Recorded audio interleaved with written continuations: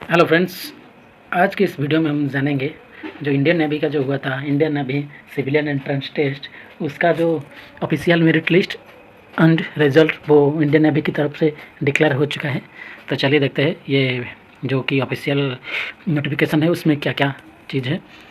कि जो हेडिंग है जो आप देख सकते हैं कि provisional select list examination held on 3 February to 5 February 2024, जिसमें टोटल एमिनेशन वर्कशॉप जिसमें मांग रहा था रिलेवेंट क्वालिफिकेशन, उसमें टोटल 22 कैंडिडेट का सिलेक्शन हुआ है, जिसमें कट ऑफ मार्क गया है 94 यूआर के लिए, एससी के लिए 89, एसटी के लिए 93, ओबीसी के लिए 94 एंड ईडब्ल्यूएस वालों के लिए 92 कट ऑफ गया है एंड पीडब्ल्यूडीबी के लिए 59 का कट ऑफ टोटल गया है।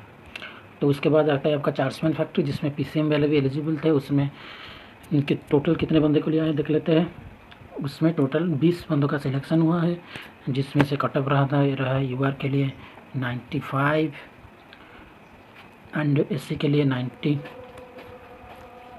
यूआर एससी एसटी सेम है 95 और ईडब्ल्यूएस के लिए है 89 एंड पीडब्ल्यूडीबी के लिए 73।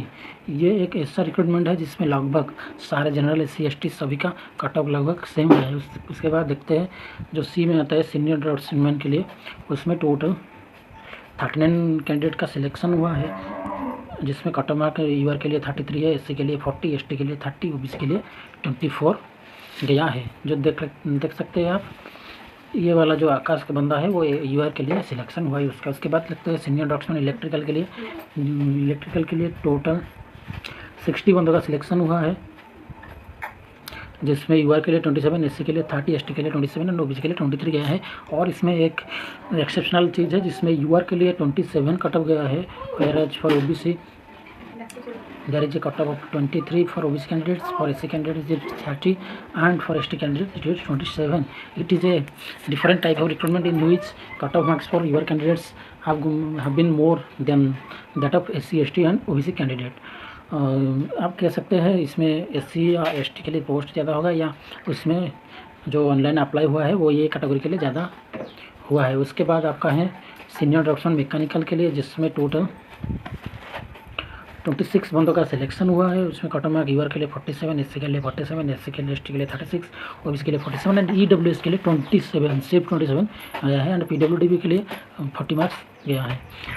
इसमें बोल सकते हैं ये जो रिजल्ट आया है एक एक्सेप्शनल रिजल्ट है, और इसका रीज़न ये बोल सकते हैं कि जो इंडियन नेवी का एग्ज़ाम है, जैसे कि एक रेपुटेड जॉब है इंडियन नेवी का और ये ऑल इंडिया मेरिट बनता है, उसके लिए आपका इतना कट ऑफ मतलब कट ऑफ में इतना क्या ऊपर नीचे हो रहा है। यूआर के लिए कम, एससी एसटी भी लगभग सेम ही हो रहा है। उसके बाद देखते हैं सीनियर ड्राफ्ट्समैन कंस्ट्रक्शन के लिए कितना गया है कट ऑफ और कितने कैंडिडेट का सिलेक्शन हुआ है।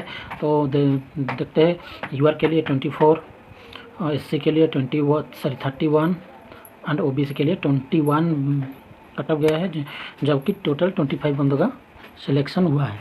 और उसके बाद आता है सीनियर ड्राफ्ट्समैन कार्टोग्राफी के लिए टोटल 8 बंदों का सिलेक्शन हुआ है, जिसमें cut off mark UR 29, OBC के लिए 24 गया है। एससी एसटी ईडब्ल्यूएस के लिए कुछ नहीं है, क्योंकि उसमें एससी एसटी के लिए no post are available for देम्स।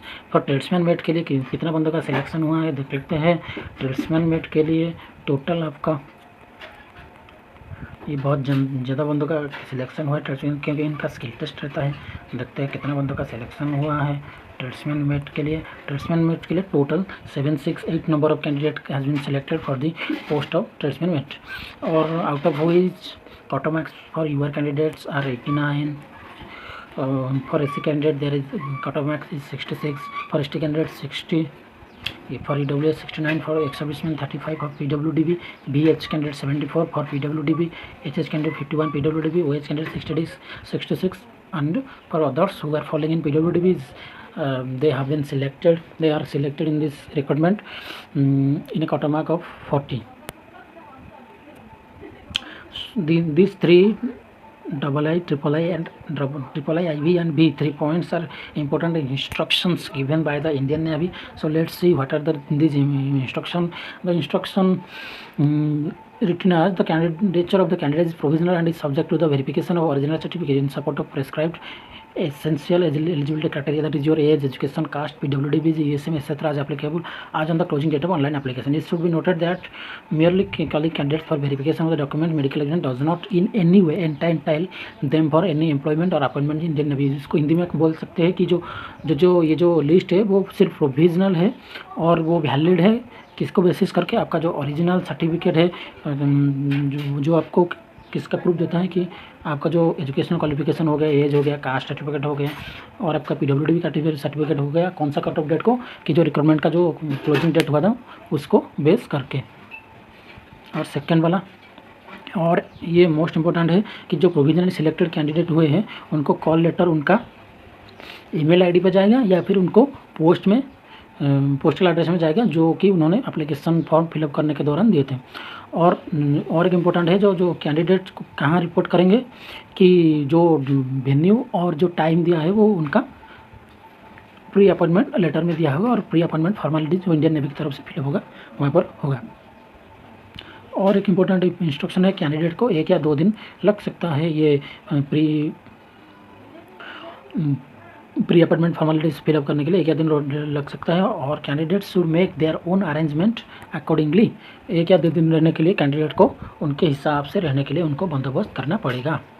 और एक इम्पोर्टेंट है कि इसमें लिखा है यदि यहाँ पर अटमोस्ट केयर इंडियन नेवी की तरफ से लिया है ये जो पब्लिश लिस्ट मेरिट लिस्ट को पब्लिश करने के लिए, फिर भी अगर कोई इन एडवर्टेंट एरर की यदि को एडवर्टाइजमेंट के दौरान कहीं भी एरर रहता है उसके लिए इंडियन नेवी रिस्पॉन्सिबल नहीं होगा। और इंडियन नेवी के पास ये अधिकार रहता है कि कोई भी जिसमें एरर या ओमिशन हुआ है उसको वो रेक्टिफाई या ठीक कर सकते हैं और कोई भी कैंडिडेट की तरफ से इंक्वायरी को वो नहीं कंसर्न करेंगे इफ कैंडिडेट्स क्वालिफाइड नहीं हुए हैं। और ये रिक्रूटमेंट के लिए इतना था अपडेट। और भी कोई इम्पोर्टेंट रिक्रूटमेंट अपडेट के लिए आप हमारा चैनल को सब्सक्राइब कर सकते हैं। तब तक के लिए धन्यवाद।